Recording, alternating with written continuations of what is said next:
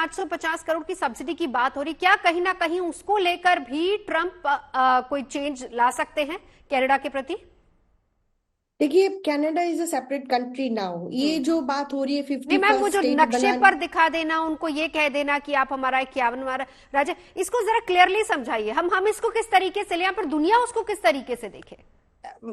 Actually in fact ये personal opinion होगा मेरा, कोई पॉलिटिकल पोजीशन और कहीं और से नहीं होगा। पर्सनली मैं इसको जैसे ऑब्जर्व करके मैं बताती हूँ, मुझे लगता है कि ऐसे ही कह देना एक कंट्री को 51st स्टेट बनाना किसी कंट्री की, ये सही नहीं लग रहा मुझे, hmm. Personally speaking, first of all. And second of all, कोई in order to even understand what is happening at this point, let's say ये गेम शुरू हुआ है, कनाडा एक्विजिशन करेंगे या ग्रीनलैंड एक्विजिशन करेंगे, या तो जैसे अलास्का किया था पहले, जैसे पनामा को एक्वायर करेंगे, या कैनल को, या तो गल्फ ऑफ मेक्सिको को चेंज करके गल्फ ऑफ अमेरिका बनाएंगे। ये जो मुझे जैसे लग रहा है कि एक्सपेंशनिज्म हो रहा है, हेजिमनिकल एक्सपेंशन हो रहा है। बट ये जो होगा तो फिर जियोपॉलिटिकल स्टैंड पॉइंट से आप देखो तो मुझे लगेगा अदर लीडर्स, अभी पुतिन क्या करेगा, क्यूबा क्यूबा कन्फिस्केट करके उसमें बेस बना देंगे, और वो चुप थोड़ी रहेंगे ऐसे।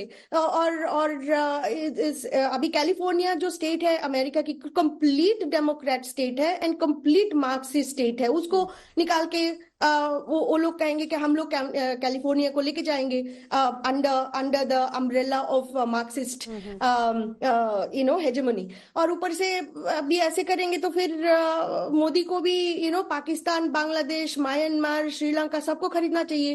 अफगानिस्तान को लेकर अभी ऐसे करेंगे तो शायद शी जिनपिंग आके ताइवान को खरीद लेंगे, या तो बाकी सब जो है उनको एक्विजिशन करेंगे। तो ये एक ग्लोबल, एक मुझे लग रहा है कि हेजिमोनिकल पावर का जो रियल वॉर शुरू होगा, अभी शुरू होगा। को ये हमें लाइटली तो नहीं लेना वहां पर चाहिए, किस तरह बट की हलचल है जब जब ट्रंप इस तरह के बयान देते हैं आपकी पार्टी में, या फिर अमेरिका में नॉर्मल किस तरह की बातें होती है ट्रंप के इन बयानों को, आप लोग किस तरीके से देखते हैं वहां पे? देखिए, जो far right wing Trump supporter है उनको बहुत अच्छा लग रहा है। उनको जो इधर कनाडा को 51st स्टेट बनाना है, या गल्फ ऑफ मेक्सिको को गल्फ ऑफ अमेरिका रीनेम करना है, या तो पनामा को कॉन्फिस्केट करना है, या तो all these things, that discussion उनको बहुत अच्छा लग रहा है। उनको सुप्रीमेसी का एक फीलिंग्स आ रही है। But in A geo political stand point मुझे ये ठीक नहीं ठीक लग है। रहा है, इन द सेंस दैट मुझे लग रहा है कि other political leaders, whether it's Modi, whether it's Xi Jinping और पुतिन और सो, ये लोग अभी बेसिकली इनको लगेगा कि ठीक है, गेम ऑन, हम भी ऐसे करेंगे। तो ऐसे एक सिचुएशन मुझे दिख रहा है कि ठीक है, ऐसे हो सकता एक है। मैं लौटती हूँ अब अचल जी आपके पास आते हुए। देखिए पूर्णिमा जी की बात को जो मैं समझी हूँ, दो चीजें सर आप थोड़ा समझाइएगा। पहली तो मैं एक स्टैंड जो ट्रंप का कनाडा को लेकर होगा, क्योंकि हम एक एक मुद्दे पर चलेंगे, हम पहले कनाडा का जिक्र कर लेते हैं। वो क्या रहने वाला है, क्या वो दिखाना चाह रहे थे 51 राज्य, 51वां राज्य बनाकर, फिर उसके बाद नक्शे में उसको कलर कर देना?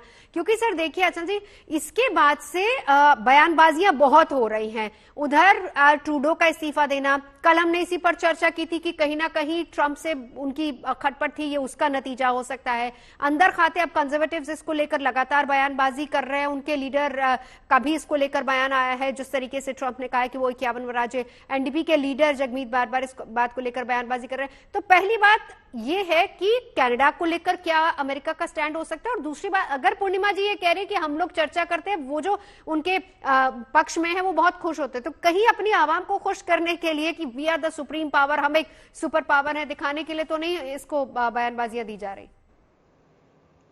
देखिए, दोनों चीजें हैं। मैं दूसरा पॉइंट पहले लेता हूँ। जाहिर है, जब हमारे नियर टू होम हिंदुस्तान में भी जब कभी अखंड भारत बनाने की बात होती है तो बहुत से लोग ताली बजाते हैं इस बात को। हालांकि जानते हैं कि ये आज की तारीख में पॉसिबल नहीं है, और ना ही हमारी इतनी कैपेसिटी या कैपेबिलिटी से। अब आते हैं पहले पॉइंट पे, जहां तक कनाडा का सवाल है।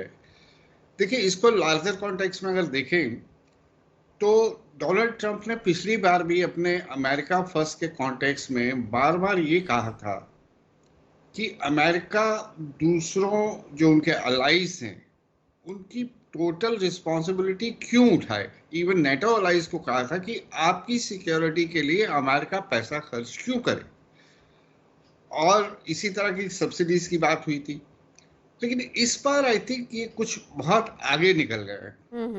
कनाडा को यही कहना कि आपको हम सब्सिडाइज कर रहे हैं, ये जताना तो ठीक है कि भाई आप बच्चे हो, बच्चे बन के रहो और कुछ भी ऐसा नहीं कहो, ये करो जो अमेरिका के इंटरेस्ट के खिलाफ है या अमेरिका के साथ उसका ट्यूनिंग नहीं बैठ रही है। लेकिन ये कहना कि आपको हम 51st स्टेट बना देंगे, तो ये ट्रेंड बहुत ही खतरनाक है। और ये जैसे पूर्णिमा जी ने भी कहा, ये एक बहुत ही गलत ट्रेंड सेटर हो सकता है। इस तरह की जो है बहुत से लोगों को एम्बिशंस लेके बैठे हुए हैं, छोटे छोटे को अपने बीच में मिलाने के लिए। जो ये चीजें हैं गलत एक ग्लोबल ऑर्डर में एक रॉन्ग डायरेक्शन की तरफ चलाने वाली बात है।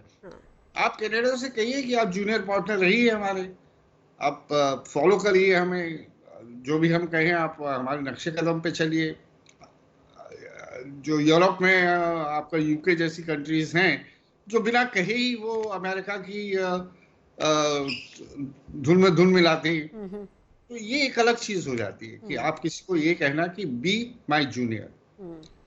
हाँ, अब ग्रीनलैंड की बात जब आप करेंगे तो फिर हम जिक्र करेंगे उसके बारे में भी। यानी कनाडा को लेकर, यानी हम सीधे तौर पर अचल जी फिर ये कहें कि एक सुप्रीमेसी दिखाने की कोशिश ट्रंप यहां पर कर रहे हैं। नहीं, सुप्रीमेसी दिखाना एक अलग चीज है। हाँ। लेकिन उसको आप अपना हिस्सा बना लेना, आई मीन टेरिटोरियल एम्बिशंस, वो केवल बातों में बातें हो रही ताकि जो उनके समर्थक है उनको कहीं ना कहीं खुश करने की बात हो रही। सुप्रीमेसी तो अमेरिकन सुप्रीमेसी को आप अगर बनाए रखना चाहते हैं, तो मुझे लगता है कि अगर आप दुनिया की लीडरशिप करना चाहते हैं तो आपको अपनी जेब में भी थोड़ा लंबा हाथ डालना पड़ेगा। फिर आप ये नहीं कह सकते कि मैं तुम्हारी सुरक्षा में ये नहीं करूंगा या मैं तुम्हें सब्सिडी नहीं दूंगा। लीडरशिप की भी एक कॉस्ट होती है, तो ग्लोबल सुप्रीमेसी के लिए भी आपको सेक्रीफाइस भी करना है। ये नहीं अमेरिका भी फर्स्ट है, आप हर लिहाज से अपना, अगर हम $1 बिलियन खर्च करते हैं तो आप भी $1 बिलियन खर्च करिए, नाटो में भी आपकी कंट्रीब्यूशन हमारे बराबर होनी चाहिए, तो फिर आप किस बात के लीडर हैं? तो लीडर हैज टू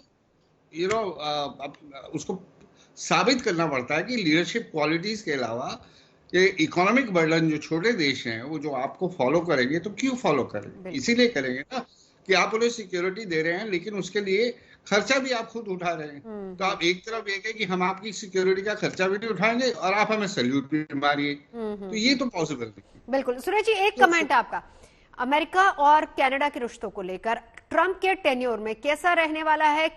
ट्रंप के बयानों के बाद कैसे इसको समझा जाए? देखिए, बहुत मुश्किल है कहना कि आगे कैसा रहेगा। 2-3 चीजें हैं। कनाडा में भी अभी ट्रूडो ने रिजाइन कर दिया है लिबरल पार्टी के लीडर के तौर पर।